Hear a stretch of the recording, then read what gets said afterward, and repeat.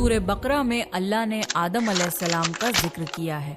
जब अल्लाह ने इंसान की मखलूक को पैदा करने का इरादा किया तो अल्लाह ने फरिश्तों से फरमाया, मैं जमीन में अपना एक खलीफा बनाने वाला हूँ। फरिश्तों को लगा कि शायद उनकी इबादत में कोई कमी रह गई है, इसलिए अल्लाह ने नई मखलूक बनाने का इरादा किया है। फरिश्तों ने जिन्नों जैसी दूसरी मखलूक भी देखी थी जो ज्यादा अकल नहीं रखते थे और खून रेजी करते थे।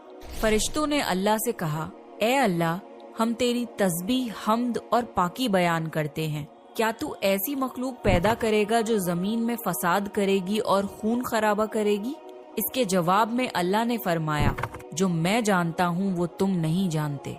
फरिश्तों ने आपस में कहा कि अल्लाह ताला जो भी मखलूक पैदा करेगा वो हमसे ज्यादा इल्म नहीं रख सकती। फिर अल्लाह ने आदम अलैहिस्सलाम को इल्म से नवाजा और उन्हें कुछ चीजों के नाम सिखा दिए। फिर अल्लाह ने आदम अलैहिस्सलाम को फरिश्तों के सामने पेश किया और फरिश्तों से फरमाया कि तुम बताओ इन चीजों के नाम अगर तुम सच्चे हो। फरिश्तों ने कहा कि हम उतना ही इल्म जानते हैं जितना तूने हमें सिखाया है, उसके सिवा हमें कुछ नहीं मालूम। फिर अल्लाह ताला ने फरमाया, ए आदम, तुम बता दो इनको इन चीजों के नाम।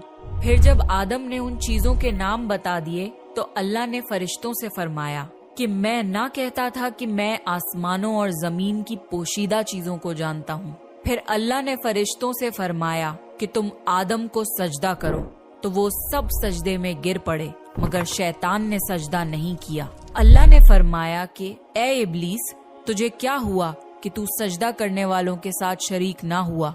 शैतान ने तकब्बुर में कहा कि मैं ऐसा नहीं हूँ कि इंसान को सजदा करूँ जिसे तूने खनखनाते हुए सड़े हुए गारे की मिट्टी से बनाया है। मैं उससे बेहतर हूँ।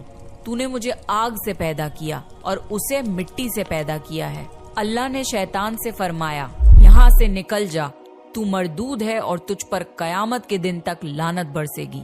शैतान ने कहा, मुझे कयामत तक मोहलत दे। अल्लाह ने फरमाया कि तुझको मोहलत है।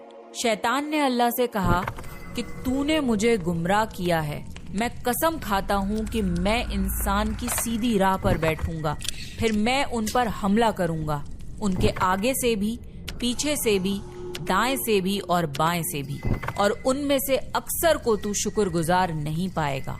अल्लाह ने फरमाया, तू यहाँ से निकल जा जलीलो ख्वार। जो उनमें से तेरा कहना मानेगा तो मैं जरूर तुम सब से जहन्नुम को भर दूंगा।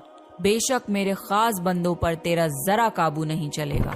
जन्नत की सारी नेमतों के बावजूद आदम अलैहिस्सलाम जन्नत में अकेला महसूस करते थे।